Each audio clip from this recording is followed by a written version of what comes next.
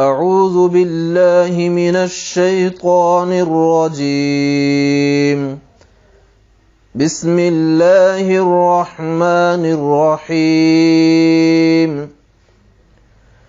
وإذ أخذنا ميثاق بني إسرائيل لا تعبدون إلا الله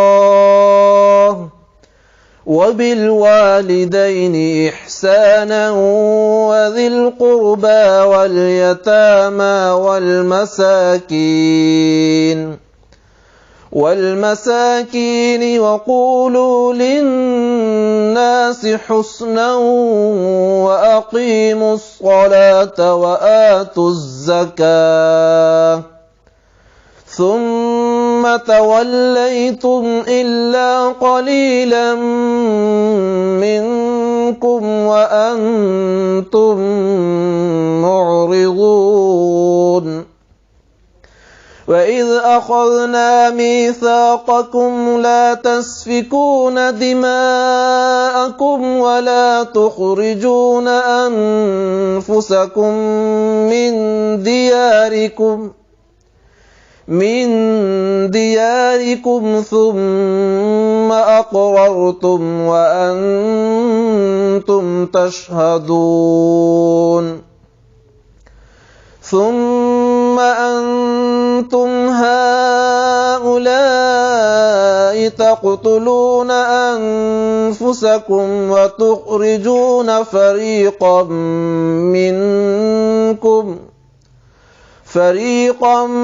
منكم من ديارهم تظاهرون عليهم بالإثم والعدوان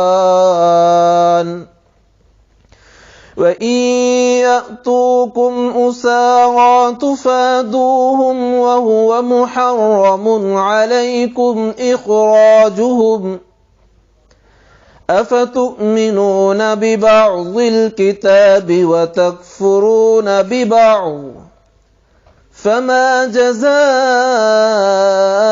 من يفعل ذلك منكم إلا خزي في الحياة الدنيا ويوم القيامة يردون إلى أشد العذاب وما الله بغافل عما تعملون.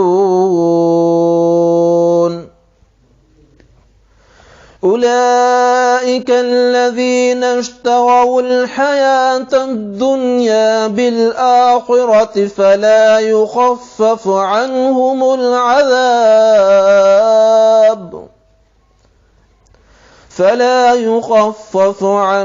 العذاب ولا هم